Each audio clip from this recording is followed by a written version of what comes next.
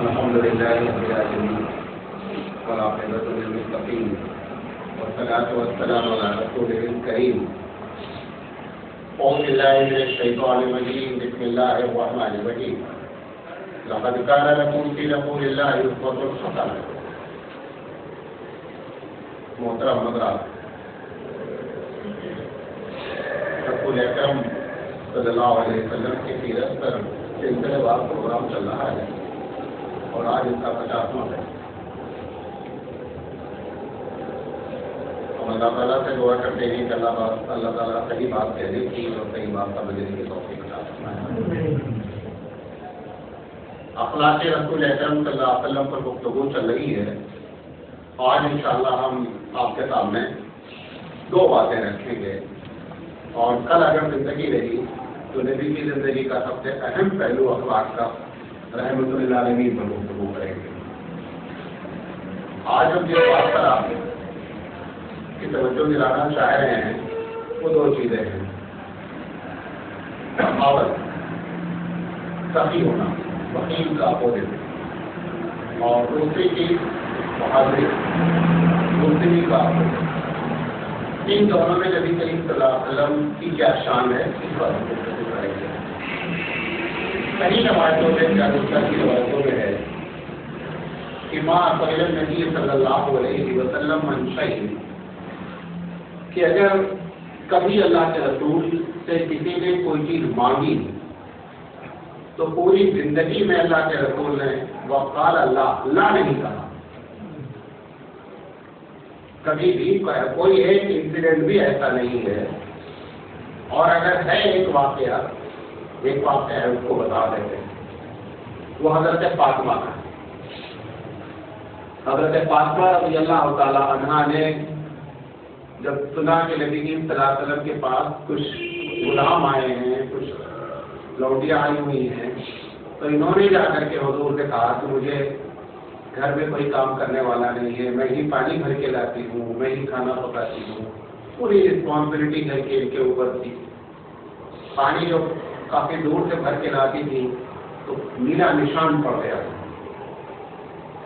یہ جا کر کے حضور سے انہوں نے کہا کہ مجھے بھی کوئی لوٹی یا کوئی غلام دے دے جو ہمارے خدمت کرے. اللہ کے رسول صلی اللہ علیہ وسلم نے اس موقع پہ کہا کہ میں تم کو نہیں دوں، اور نہ دینے کی وجہ بیان کی. یہ غلام آئے ہیں، پکڑے گئے ہیں، اصحاب صفہ کے ساتھ کھانے کو دیں گے.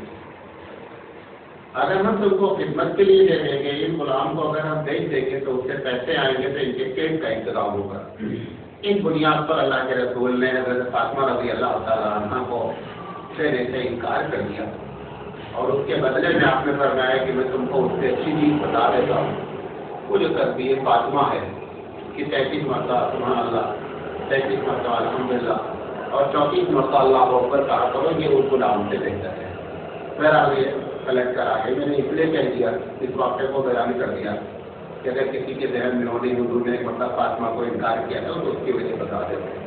ورنہ یہ صحیح حدیث ہے کہ اللہ کے رسول صلی اللہ علیہ وسلم نے، جیسے میں نے 2-3 دن پہلے آپ سے کی بات کی کہ اللہ کے رسول نے کبھی کسی سے اپنے ذاتی طور پر کسی سے بدلہ نہیں لیا. ویسے ہی اللہ کے رسول صلی اللہ علیہ وسلم نے کبھی کسی کے مانگنے پر نہ نہیں کیا، الا یہ کہ گھر میں کچھ موجود ہو. نبی کریم صلی اللہ علیہ وسلم کی سخاوت 5-6 طریقوں سے ہوتی تھی. اور سے سنیے گا. سب سے پہلا طریقہ یہ ہوتا تھا کہ اللہ کے رسول کے سامنے کوئی مانگ دیتا تھا تو اللہ کے رسول صلی اللہ علیہ وسلم جو ہوتا تھا وہ دے دیتے تھے. دوسرا طریقہ یہ ہوتا تھا کہ اگر نہیں ہوتا تھا تو کہتے تھے کہ میرے کریڈٹ پر قرض لے لو، کہہ دو کہ میں ادا کروں گا.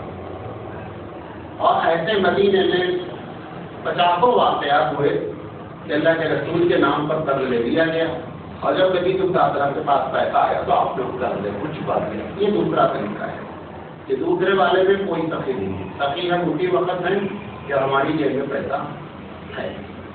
تیسری شکل یہ تھی کہ مال آ گیا تو ایک مال ہوتا تھا بیت المال کا، جو پورا پیسہ آتا تھا اس میں 1/5 اللہ کے رسول کا تھا قرآن مجید کے لحاظ سے. اللہ نے اس میں کہا تھا کہ 1/5 آپ کا ہے. بقیہ جو ہے وہ جو لوگوں میں تقسیم ہوتا تھا اس سے بحث نہیں ہے. اس 1/5 کے بارے میں اللہ کے رسول صلی اللہ علیہ وسلم کی عادت یہ تھی کہ اللہ کے رسول صلی اللہ علیہ وسلم کے بارے میں صحیح حدیث ہے کہ لا يدخر شيء للغد. آپ نے کبھی کوئی چیز کل کے لیے اٹھا کر کے نہیں رکھا. جو چیز آئی وہ آپ نے کیا کر دیا؟ خرچ کر دیا. اس میں ایک سوال یہ نشان ہمارے لیے ہے کہ ہم ایسا کوئی نہیں کر رہے ہیں. ہم تو مہینے بھر کا کم سے کم اللہ رکھ ہی لیتے ہیں. اور اس کے بعد تو یہ اللہ کے رسول صلی اللہ علیہ وسلم نے امت پر یہ احسان کیا کہ اس میں سے کسی چیز کے کرنے کا حکم نہیں دیا. آپ نے اپنے ذاتی طور پر یہ کیا جس کا دل چاہے کر لے, لیکن اللہ کے رسول صلی اللہ علیہ وسلم نے اس کے کرنے کا حکم دے دیا. اگر حکم دے دیتا تو نہ کرنے والا گنہگار ہو جاتا. اللہ کے رسول نے کیوں کیا؟ حضرت عائشہ صدیقہ رضی اللہ تعالیٰ عنہ نے سوال کہ اللہ رسول جو آتا رہا, نبی کریم صلی اللہ علیہ وسلم نے فرمایا دیکھو مجھے اس دنیا سے کوئی دلچسپی ہے, میں تو ایک آن دا وے ہوں آخرت کے راستے کے لیے, درمیان میں تھوڑی دیر کے لیے ٹھہر گیا ہوں, لہذا مجھے کوئی خاص دلچسپی دنیا سے نہیں ہے, لہذا میرا دل ہی نہیں چاہتا ہے کہ میں کوئی چیز کا ذخیرہ کروں. ایک مرتبہ ایسا ہوا کہ کچھ مال آیا, نبی کریم صلی اللہ علیہ وسلم نے حضرت بلال سے کہا کہ بلال تقسیم کر دو. مال بہت زیادہ تھا, تقسیم کر دیا. تقسیم کرنے کے بعد بچ گیا. تو اللہ کے رسول مسجد میں کونے میں بیٹھے تھے, دوسرے کونے تقسیم ہو رہا تھا. حضرت بلال نے کہا کہ بھائی بڑھ گئے, افغان نہیں بچ گیا تھوڑا سا, جب تک بچا رہے گا تب تک میں گھر نہیں جاؤں گا, یہ جو بچا ہے یہ وہاں سے لے جائے. تو یہ بھی ایک سنت رسول کی آپ کا طریقہ تھا کہ اگر گھر میں مال ہوتا تھا تو آپ گھر نہیں مسجد میں گزارتے تھے, گھر نہیں جاتے. جس دن آپ کی وفات ہوئی ہے اس سے 3 دن پہلے کا واقعہ ہے کہ آپ کے گھر میں سونے کی ایک گلی تھی, ٹکڑا تھا, 2-4 سونے کا رہا ہوگا. عصر کی نماز اسی کے بعد آپ بیمار ہوئے. عصر کی نماز آپ نے پڑھائی اور پڑھانے کے بعد اچانک آپ کو یاد آیا نماز سلام کرنے کے بعد کہ گھر میں سونے کا ٹکڑا رکھا ہے. اللہ کے رسول جو ہے وہ بڑی تیزی سے گھر گئے اور جا کر کے اس کو پہلے صدقہ کیا. صحابہ بیٹھے ہوئے مسجد میں کہ کیا معاملہ ہو گیا؟ اچانک اتنی تیز تو حضور نماز پڑھانے پر نہیں بھاگتے تھے. نبی صلی اللہ علیہ وسلم کے انتظار میں بیٹھے رہے. حضور صلی اللہ علیہ وسلم سے پوچھا اللہ کے رسول آج کل آپ عادت آپ اتنی تیز بات ہے. آپ نے کہا مجھے نماز کے بعد یاد آیا کہ میرے گھر میں سونے کا ٹکڑا رکھا ہے.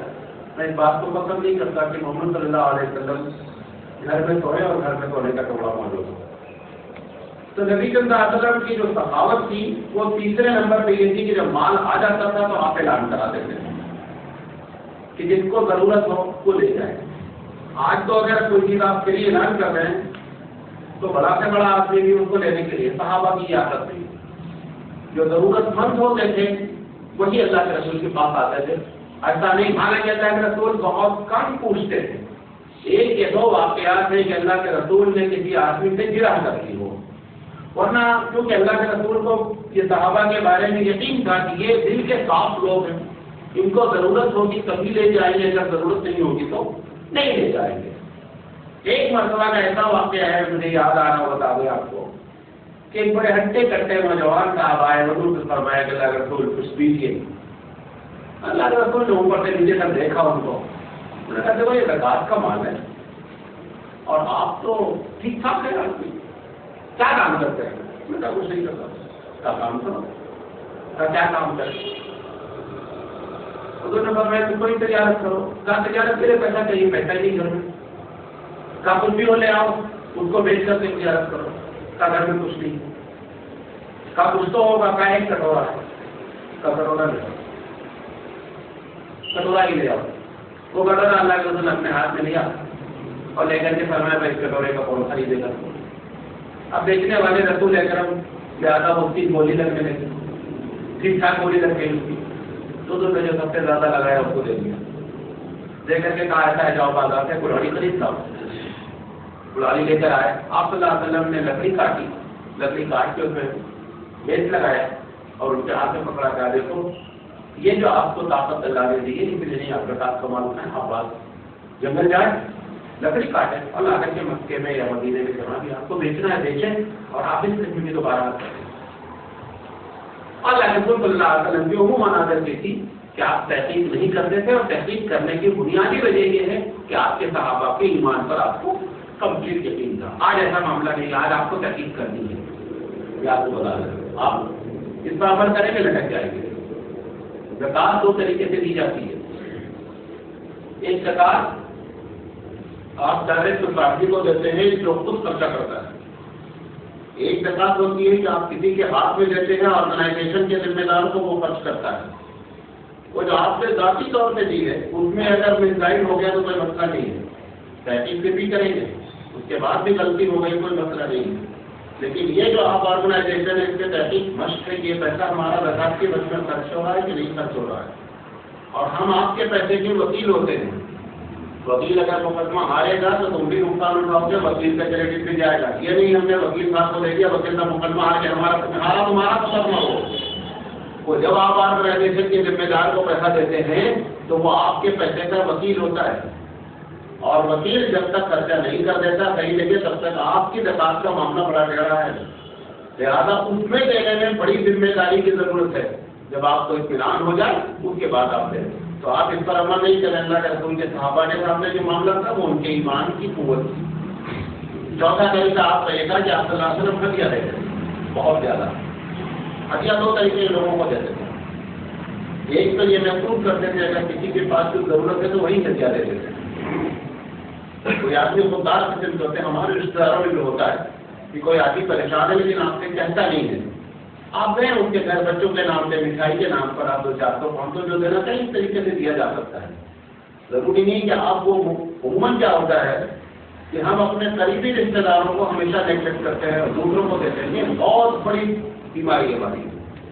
کیا ہمارا بھائی ہے، ہماری بہن ہے، ہمارے بہنوئی ہیں، لوگ ہیں، پریشان ہیں، بھانجے ہیں، بھتیجے ہیں، وہ کہ ہم سے مانگے نہیں ہم میں کی دینا، یہ کیا کمال ہوا کہ مانگا اور پھر آپ کو جو تو آپ کے گھر کا آدمی کا آپ کی پوری کیسے ان کی پوری کیسے آپ کو معلوم تھی، اگر مان کر کے دیا تو پھر وہ عام آدمی ہو گیا۔ لہٰذا ایسے لوگوں پر آپ کو ہماری پوری نگاہ ہونی چاہیے کہ اس میں کون پریشان ہے۔ یہ رشتے دار جو خاص کر جو ہمارے گھر کے لوگ ہیں سب سے پہلے کسی کو جو ہے وہ ہم کو کوشش کرنی چاہیے کہ ان کے مانگنے کا انتظار نہیں کریں بلکہ خود دینے کی فکر کریں۔ اب یہ کہ شکل اچھا زکات کے بارے میں یہ کوئی ضروری نہیں ہے کہ آپ اس کو بتاؤ دیکھو بھائی یہ زکات کی رقم ہے میں آپ کو دے رہا ہوں، کوئی ضروری نہیں، آپ کی نیت ہونی چاہیے یہ زکات ہے، لینے والے کو یہ بتانا، کیونکہ یہ تو اس کو آپ تکلیف پہنچانے والی بات ہے۔ اگر ایک آدمی خوددار ہے اور آپ اس سے بتائیں کہ دیکھو بھائی میں زکات دے رہا ہوں تم لیتے کیا، یہ طریقہ نہیں ہے زکات دینے کا۔ آپ اپنے طور پر یہ سمجھ لیں کہ زکات کا مستحق ہے اور آپ کو زکات کی نیت ہو جائے زکات کریں۔ کبھی کبھی لوگ الٹا کرتے ہیں، کسی رشتے دار کو پیسہ دیا ہوگا نہیں آیا، اچھا چلو زکات کی نیت کر لیتے ہیں، یہ نہیں چلتا۔ پیسہ دیا ہے ادھار، بعد میں معلوم ہو گیا کہ پیسہ ڈوبنے والا ہے، اب ڈوبنے والا ہے تو اللہ کے نام چڑھا دیا انہوں نے، اٹھا لیتے کہ اللہ کے نام نہیں چڑھتا پیسہ، بعد میں ایسی حرکت کرتے ہیں، واقعی میں ایسا نہیں کرے۔ پانچواں طریقہ اللہ کے رسول کے سخاوت یہ تھا کہ کسی سے کوئی چیز خرید لیتے تھے، خریدنے کے بعد کوئی کسی کو درست کر دیتے تھے تو پیسہ بھی اس کو پہنچ جاتا تھا اور اس کا مال بھی اس کو پہنچ جاتا تھا۔ چھٹی شکل یہ تھی کہ اللہ کے رسول صلی اللہ علیہ وسلم جب بات آپ کا کشادہ ہوا مدینے میں 5-6 ہجری کے بعد، تو جو لوگوں مسلمانوں کا سر ہوتا تھا وہ آپ کیا کرتے تھے، اپنی جیب سے بھر دیتے تھے۔